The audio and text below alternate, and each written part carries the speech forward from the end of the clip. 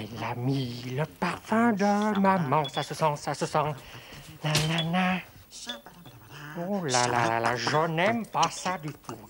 Quand ce renard commence à faire le ménage et à brosser les 3 poils qu'il a sur le crâne, c'est qu'il se prépare quelque chose de mauvais. Léonard! Quoi? Que veux-tu encore? Pourrais-tu me dire quel mauvais coup tu prépares? Ça ne te regarde pas. Comment? Mais enfin, tu habites chez moi? Oui, et ça ne te regarde quand même pas, voilà. Mais j'ai quand même le droit de savoir ce qui se passe sous mon propre toit. Bon, allez, si tu veux. Je vais inviter Julie à venir prendre le thé avec moi. Ah, c'est une très bonne initiative. Et oui, et je suis bien content que tu m'approuves. Oui, mais malheureusement, complètement irréalisable. Complètement quoi? Irréalisable, c'est-à-dire que tu ne pourras pas le faire. Et pourquoi, monsieur? Parce que, monsieur, j'ai moi-même rendez-vous avec Julie dans 5 minutes au jardin. Ça, c'est ce qu'on va voir. Ah ben, c'est déjà tout vu, oui. Et nous allons même chanter notre chanson. Je voudrais bien savoir comment... Ah non, Casimir, tu ne vas pas commencer à me casser les oreilles avec ta chanson, hein? Alors... Bon, ça va, j'ai compris. Je vais voir des amis qui, au moins, eux, apprécient mon talent. Ouais, c'est ça. Je voudrais bien savoir comment il faut faire pour devenir... Ah, il est parti. Oh, vite, le téléphone, il faut que j'appelle Julie. Allô? Ah, Julie? Oui, c'est moi. Léonard, allons, voyons. Oui. Voudrais-tu venir prendre le thé avec moi? Quoi? Tu ne peux vraiment pas?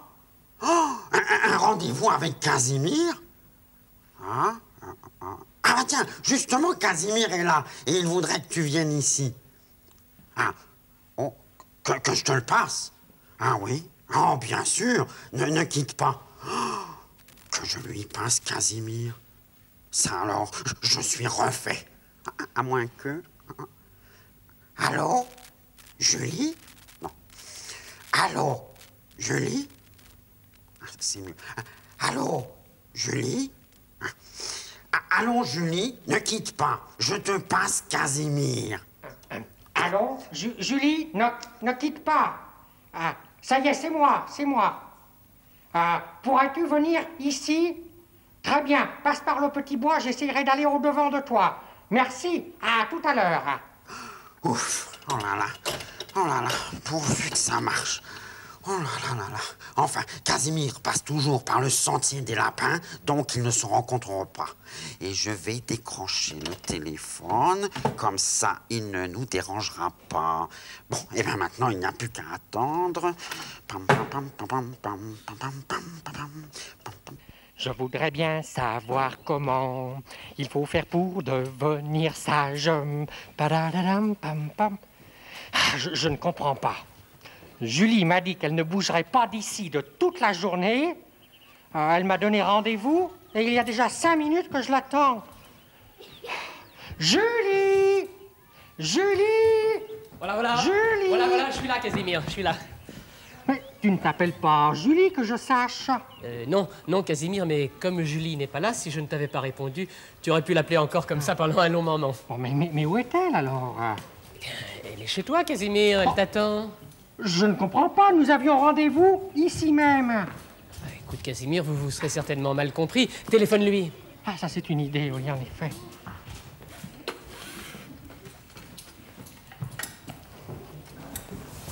C'est occupé. Ah, bon. Je rappellerai un peu plus tard. C'est ça, raccroche. Bon. Oh, Julie, encore un petit gâteau, peut-être? Non, merci, Léonard. C'est parfait comme ça. C'était délicieux. Oh! Que je suis maladroit, Julie. Oh, je suis ému. À chaque fois que tu viens prendre le thé, je suis ému. C'est très flatteur, Léonard. Dis-moi, tu sais que je suis venue pour chanter ma chanson avec Casimir et non pas pour prendre le thé avec toi. Oh, mais c'est vrai. Mais c'est Casimir qui, après t'avoir invité, est parti, mais juste avant ton arrivée. Oh, ça, c'est bizarre. Alors, moi, je ne comprends pas du tout ce qui s'est passé. Moi non plus. Oh, regarde, ton téléphone est décroché. Oh, c'est vrai. Oh, comme c'est bizarre. Oh là là, c'est bizarre. Hein. Oh. Allô? Allô? Ah, Casimir, oui, oui. Oui, Julie est là. Oh non, non, le téléphone était débranché, oui, mal raccroché. Ouais. D'accord. D'accord, je lui ai dit. Ouais, ouais. Salut. C'était Casimir. Ah, il m'a dit qu'il t'attendait au jardin près de ton kiosque. Bah, voilà. Enfin, il perd complètement la tête. Pourquoi me fait-il courir d'un endroit à l'autre comme ça? Je sais pas. Bon, ben, j'y vais. Mais alors, s'il ne m'attend pas, hein, gare à lui. Oui. Oh, Julie, passe par le sentier des lapins. Ça te mettra de bonne humeur. Tu as raison, Léonard. Merci pour le thé. Allez. À tout à l'heure. Ah, elle est bien bonne. Figurez-vous que Casimir m'a dit qu'il arrivait le plus vite possible et que Julie l'attende. En plus, il passe par le petit bois. Ah, c'est drôle. Je n'ai plus qu'à attendre la suite des événements. Quel spectacle. À cet instant, le bouchon de ma ligne s'enfonce d'un seul coup. Non, excusez-moi, facteur, mais j'ai rendez-vous avec Julie. Ah, mais tu pourras y aller. Attends, j'ai presque terminé mon histoire. Donc, le bouchon de ma ligne s'enfonce. Il faut te dire que j'allais mis au bout de ma ligne. Tu vas enfin pouvoir m'expliquer ce qui s'est passé. Mais qu'est-ce que tu fais là? Ah, nous avions rendez-vous chez moi. Si le facteur ne m'avait pas retenu, je serais déjà arrivé d'ailleurs. J'ai même dit à Léonard au téléphone que je prendrais le chemin du petit bois pour aller plus vite. Oh. Mais j'ai compris. C'est pour ça qu'il m'a dit de passer par le sentier des lapins. C'est pour que nous ne nous rencontrions pas et que nous courions l'un après l'autre toute la journée. Ah, il nous a fait bien courir, hein? Ça ne m'étonne pas. Il ne voulait pas que nous chantions ensemble. Eh bien, tant pis pour lui. Nous allons chanter tous les deux. Ouais, Viens. tiens, je veux même qu'il soit témoin. Tu vas voir. Oh, ça alors.